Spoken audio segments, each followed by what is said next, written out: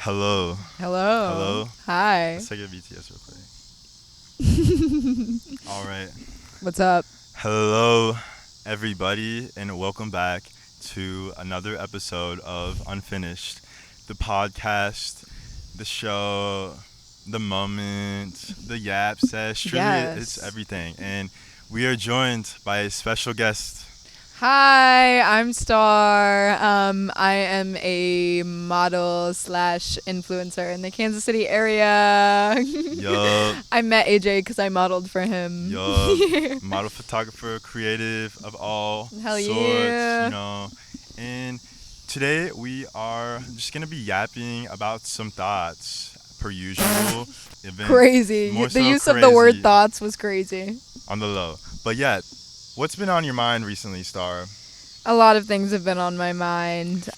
I just moved to the city and life was great for like 2 weeks and Yeah. then life kind of blew up in front of my face. Also, shout out, we're at this beautiful We're in my green backyard right now, y'all. backyard scenery. You like the fire pit? Can they see it? I don't think they can. Well, there's a fire pit Yeah, in front of you. There's a fire pit, which is cool. Flex. At night, the lights, we would, that would be an idea. Ooh. Okay. But yeah, so shout out Star for coming on here today. You just moved to the city. Just moved to the city. Some the things started shitty. unfolding. The city Yeah, shitty. honestly, I just think They like shitty. an idea of what my life was going to be kind of was created for me very quickly. And then the universe shat on me and was like, actually, girl, this is not what you think it is. And we're going to give you something better. And like, I'm learning to stop setting expectations for my life and people and the things around me, you know? Yeah, that's valid. Especially considering I feel like our situations were adjacent. Very adjacent. And in that context, we mean narcissists. Yes. Shout out the narcissists. Shout out all you narcs. We see through your bullshit. Hell yeah. So that's been a big theme. I didn't really touch on it in my last episode, but I briefly talked about my summer, how it kind of went into a flux. And I also had somebody recently betray some boundaries, more so cross some boundaries, and just continue to play the situation out as dismissing. And personally, I'm not one to always call out the bullshit. And this situation truly only made me get to that point of calling out the bullshit. And I love to say everything has a learning lesson, people, things, everything. And this was indeed a learning lesson. And, you got to go through shit to grow through shit. Yeah, And yeah. So with that, I have some thoughts I want to ask about you and your situation. Okay, so, bad. The all common theme around narcissists, they love to prey on their victims. Matter of fact, Yeah. growing up with a narcissist, too, Yeah. I have a narcissistic dad, so you have Yeah, both my parents are narcissists. double homicide. Double fucking For real. homicide. And I feel like you come to a certain awareness once you come to self-awareness, of course. Yeah, yeah. Where you're able to spot that, see It's what just, they're doing. yeah, it's pattern recognition. That I too. feel like when you kind of pick up on the behaviors of narcissists, and honestly just from being someone who endured narcissistic abuse, it creates a different sense of like pattern recognition. And they say that there's actually been like a lot of studies I've been reading recently. It's about how ADHD can actually be created through narcissistic abuse, and it's like a result of narcissistic abuse. Like onto your children? Onto Yeah, their children? yeah. So Okay. like ADHD, like pattern recognition is a big part of ADHD. Like when you're learning, you don't actually intake information, you just pick up on like the answer to a question. So like I would really struggle in school because I would remember all the answers, but I wouldn't remember the question.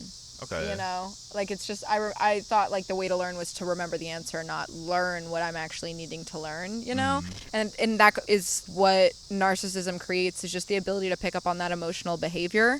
And that repeated behavior, because everyone can have narcissistic tendencies, but there's a big difference between someone with narcissistic tendencies and an actual narcissist. Very much so. And very much this so. person that has come into my life is just a narcissist, honestly. And like, Yeah. yeah, I got to meet the man. yeah, crazy. I don't want to like say too much about it and give away who it is or anything don't like have that. to. I will don't just have say, to. all I'll say about the situation is these two people very close to me overstepped a boundary that I very clearly set. And it's like not often that I'm the type of person to set a boundary or give like ultimatums or again just ever set a boundary. And I set this boundary and I really trusted that they wouldn't overstep, and they fucked on it. So You know, yeah, it's crazy how these situations just come into your life. Yeah, they play out. And you don't even ask for them. That's the thing. It all unfolded. I feel like this is for both of us. Yeah. We attracted these types of people in our lives based off of our, what is that, a common theme where if you grow up with a narcissist, you're more likely to attract narcissists. Yes. Yeah. Yes. I think it's just because you're more likely to like give them the benefit of the doubt just because of that. Like I am the type of person who the second like this narcissist that I'm dealing with right now, like a flip switched and there's no going back.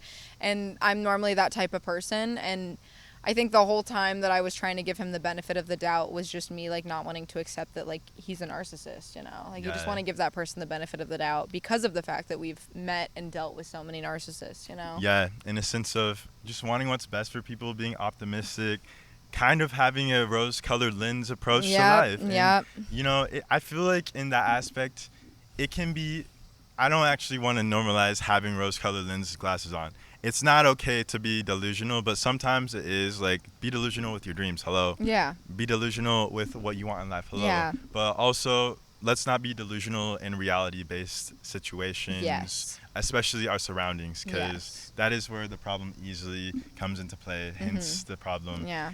Following up on betrayal, themes of breaking that trust that you once had for those people, because in those situations, as you said, you want to see the best in them. Yeah. And as soon as that is taken advantage of, so to speak, you're immediately dealing with the situation, and it can really take you out of that time period. It can really fuck with your head a lot, and emotionally, physically, and it's just very draining overall.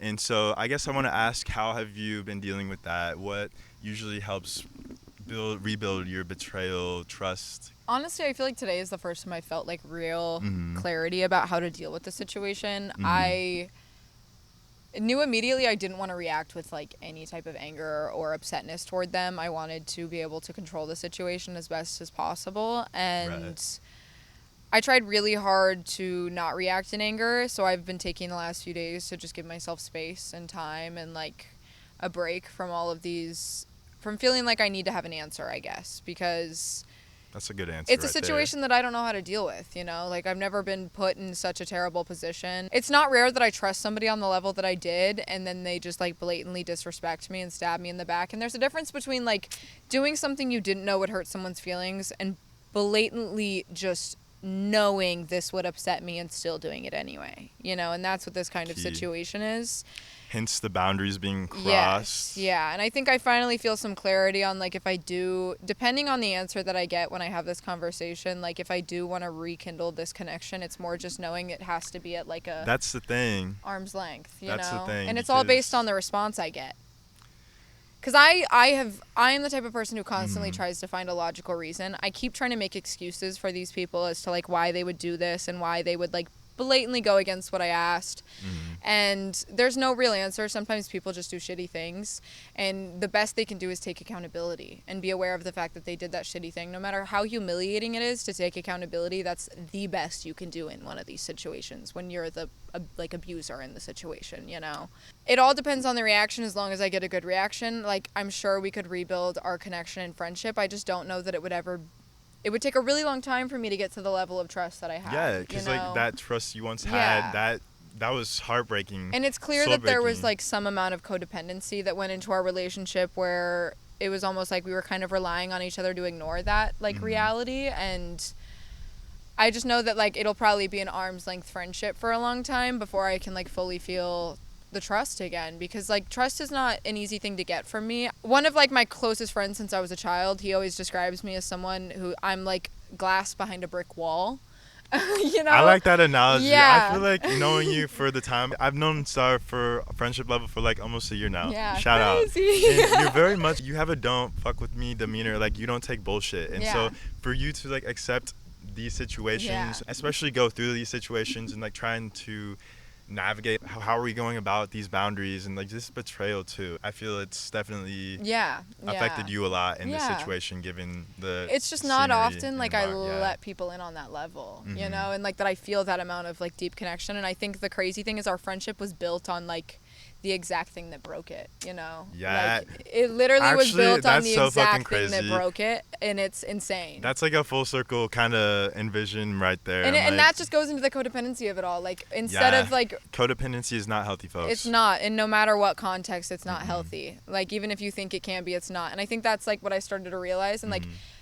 I genuinely believe that when you're with someone so much, you can feel withdrawal symptoms. And like Mhm. I have been with this person almost every single day for the last like month now, like 2-3 weeks, and I've been feeling like withdrawal symptoms almost over the last like 3 see. days. And like I've been feeling the withdrawal of our energies with one another, you Yeah, know. because like you guys were every day consistently hanging out, Yeah. it felt like, and like y'all were able to get to that point where like I don't know how you would say your relation, like was it a soulmate relationship you think Yeah, with her? yeah. I always say she's my soulmate. And that shit sucks. That tie, it just was cut, and You can feel it be severed. it's an energetic shift. And 100%. like I felt that in the moment, like Mhm. was feeling our energy separate from one another, you know. Mhm. So I want to ask, with that energetic shift, how have you been healing your own energy? How have you been able to kind of pick yourself up and lift yourself up in spirit and just navigate this going through? I feel like in a way I needed it to happen, and I've been realizing that. And just like again, like I try to rationalize everything, and this is the first time like there's not a rational answer to what Mhm. happened and what they did.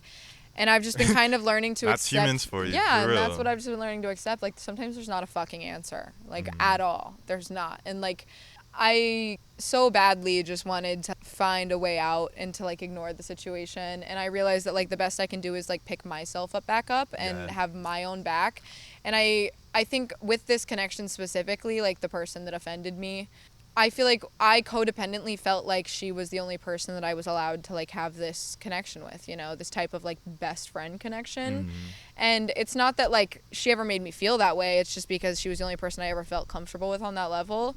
And this happening is making me realize that like I can have that with other people, you know, Yeah. like even just with like you and our whole friend Right, group, and and that's the realizing beautiful like this thing that broke my idea of what a friendship was brought me back to the one real friendship Quite I've ever felt. literally. And like our friend group, Pirates Reborn. literally that was the first time I'd ever felt like I had a friend group, you know. Mhm. And then I like lost yeah. it, and we all just kind of fell apart and had our own moments of isolation. Right. And this brought us all back That's just- together. This is the season. These are the seasons of life. Like Yeah. you may be withdrawn from people, situations. Just you'll go through shit and you'll grow through shit, of course. Yeah. But it's just a matter of like time truly does heal all. I feel like, and with that time apart, it's honestly only strengthened all of our bonds Yeah. and connections. Yeah, it and has, really. It's really reevaluated it and just reshaped how we used to know each other like that, but now like we've been able to go through shit together. Yeah. And also separately. Yeah. And it's brought us together. And all of the things we've been going through separately have been on the same literally note. adjacent. Yeah. And it's funny how the universe works. Yeah. It's like, oh, let Really me just funny. give y'all all this lesson. Like, Yeah. get back together, compare. It's crazy. The universe works in mysterious ways, but it always Shits. comes full circle. It does. It does. I've been going through the 5 stages of grief, actually. And last night I was really feeling this feeling of like existential dread, and just like, what is the point of like having these deep connections and pouring my heart and soul into people just to get backstabbed? And like, that's the beautiful thing about life. No matter what other people do, you can still be you, you know? You That's can true. still love despite being broken. And like realizing that just because this one person couldn't love themselves enough to respect me on the level that I deserved, all of these people are coming back into my life at the right time for a reason, you know? And like, I don't have to put all my eggs in one basket. I don't have to just have one good friend. I can have a lot of good friends, you know, and That I can is nurture true. all of those relationships. With that in mind, because you said having all of your eggs in one basket, I can feel the same. I feel like I'm very like devoted, and I feel almost too closed off from wanting to make new connections and new Yeah. friends. And I mean, it's comfortable ultimately, is what it is. Meeting new people is really hard. Yeah, and I making new guess- friends is really scary. Yeah, because it's like I will say for me personally, I feel like it's an attachment aspect. Because why? Like I have you guys close. It's just a matter. Why do of I need more friends if I have you guys? Yup. And it's- honestly, like that goes into the narcissistic abuse thing, because my parents made me feel like, even just with this friend, like her family and I have like become very fucking close, and I felt that amount of guilt toward her family, like, Well, I Yeah. have my parents, and my parents just aren't capable of being good parents. So I would feel guilty, like, for not having that connection with my own parents, Right. you know, for creating that connection with other people's parents or just other people in general. And it's like feeling guilty for putting yourself first. And it goes back into like the narcissistic abuse, because it really does make you think in a way where it's like, how can everything I do benefit everyone else and not myself, you know? And I feel like that's what narcissistic abuse does, is it makes you cater to everyone else's emotions above your own. People pleasing. Yes. People pleasing tendencies. Narcissistic abuse breeds people pleasing. Retweet, because Literally. Let me yeah. say it louder. Literally. But yeah, so how can one spot a narcissist? Let's say we're walking in a crowd. Actually, I feel like you can't even see him on a daily basis. No, It's not like that. until It's they like walk a into your behavioral life. thing, I Right. think, yeah. So what are some like key first signs going forward for you? Because I've definitely learned some lessons. So I'm curious to if this situation has taught you how to spot.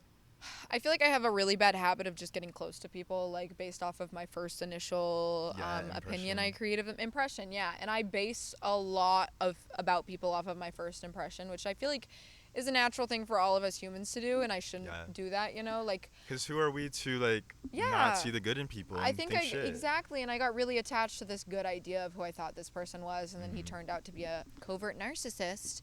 And honestly, I just think the biggest tell was like there were little things that like I could pick up on his behavior where like a conversation, he just had to be the best in the conversation. Like there were multiple random little conversations where I felt like he would bring up how to do something the right way, as if there was like a one agreed right way to do something in this field. As if we're all perfect beings, because Right, that doesn't yeah. exist. And he would act like he was doing it the only right way. And then I'd be like, well, I already know how to do that. And he'd be like, no, but that's not the right way, you know? And it's like having to be correct in every situation. Right.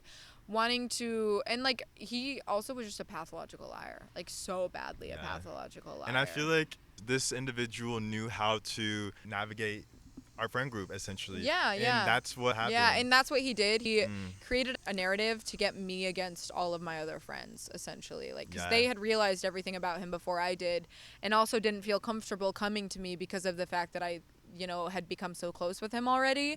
And I just had created such like a defensive idea for him in my brain where I felt like I needed to like be there for him because they had villainized him for no reason. And, you know, there was very much a reason. Like, he is a covert narcissist. Right. And that's what they do. And that's what they do. Yeah, he tried to infiltrate our friend group and pit us against each other and, like, find a way for us all to hate each other so that he could get us all on his side, you know? Like, and they have to be the winner. Yep. They ultimately have to be the one on top. And simply put, we cannot fuck with that shit. We are no longer keeping the strays in our life. Nope. Negative energy. We don't have time for that. Yeah. Summer is almost over. Actually, we still got a month of summer left, so we're gonna thrive this summertime. You know, this has really taught a lot. Yeah. I think the biggest note is I need to like learn to get more invested in getting to know people. You know, like I think I don't like the idea of having to take the time to get to know someone. I just want that connection to already be there. And there are often times where I meet people like even just you and like Quinlan and, you know, my best friend that I've been talking about this whole episode. There was just like a connection that I felt with those people on such a deep level because I can feel that we've all like been through very similar things that have created similar like-minded individuals. And a lot of the time, like I said, will create impressions of people right off the bat and just be like, no, we wouldn't get along. And in reality, like when I allow myself and open up to the idea of getting to know someone, I'm so much more likely to meet amazing fucking people, you know? It's so easy to judge in this day and age, because social media, that's a whole episode for a different thing, but we always see it. We see them every day. And why? Because it's how it works. Humans, we're naturally going to be judgmental beings. And it's a matter of not being judgmental. It's a matter of more so taking an open-minded approach in all aspects. And that doesn't mean to just completely let everyone into your life. Clearly, we have learned our lessons. And it's not even that we didn't know them before. More so, you know, life just happens. Allow yourself to actually get to know people first, I guess, is like the main key point of like spotting a narcissist. And even just like in any type of relationship, not just romantic. That's true. Platonic is, because platonic, that's another thing. Platonic is just as, if not more important as romantic relationships, because that level of connection too is key. Because who are you going to have to fall on when you and your partner are, you know, arguing? Hopefully that doesn't happen, but arguments are bound to happen with people in general. So when you go through these ups and downs of life with that individual, who are you going to have? And if you don't Yeah. have your friends, if you don't have a good platonic connection with people around you, then you ultimately don't have anything. And that's another big thing about getting out of a narcissistic abuse. Narcissists Yeah. isolate you. They isolate Yes. you and they make you feel Yes. like you're not allowed to have any other friends and like all these people are Mhm. against you. And I think one thing you have to really allow yourself to do is like break out of the mindset that they created for you, and allow yourself to be humiliated and be Yes. embarrassed about the fact that like you might have fucked up by believing that this person could have been a good person, but don't be Mhm. mad at yourself over that. You know, we all put on rose colored glasses sometimes. All you have to do is take accountability and be able to point it out and move on from it, you know, and don't feel, allow yourself to be humiliated without feeling humiliated, you know, because like humiliation's not a bad thing. And I No. feel like that's a big part of like, I feel like I am humiliated by like my parents, you know, so I don't like Mhm. talking about them because I feel like it'll make people think differently of me, you know. It doesn't reflect on me though. Right. That's You the know? thing. We're all living for the first time, so their actions should Exactly. not be a reflection of you and It, aren't. and no one else's actions are ever a reflection of No. you, Mm-mm. ever. It's all a reflection of themselves, for Yes. real. And And projection sometimes people is are just incapable of thinking of you when they're doing things for themselves, you know? mhm. Yeah. All right. And with that being said, we have reached the end, and it really just comes to full circle going through these lessons. Two people can be going through different things. All of us are on our own journey, Yeah. but these similarities just goes to show how we're all ultimately one, and We're all we can connected. learn from, yes, interconnection as fuck, and we can learn from it and grow from it, and hence what we're doing, communicating the situations, communicating our Yeah. thoughts, and Don't feel yeah. guilty for having negative emotions. No, no, don't feel like you're the bad guy. Even when nobody believes you, trust, it can be hard, but like, you know your truth, Yep. and allow yourself to sit in it, and the right people will understand you for you and your truth, and if they don't, then they're not the right people Right. ultimately. Yep. Yeah. Do you want to end on anything? um Any no. last words? Any Fuck thoughts? Cody. That's it. All right, give the people your handles. Where can they find you, Star Star? Dealer. Dealer spelled DEALR. Yup. I'm calling from the void on TikTok. I yap on there a lot. Good yapper, professional Professional yapper. yapper, starting my own solo podcast soon. Hey. It just stopped. I just watched it. Okay, bye guys. Thanks for watching. It's Star Dealer and AJ Wilney on all fucking socials.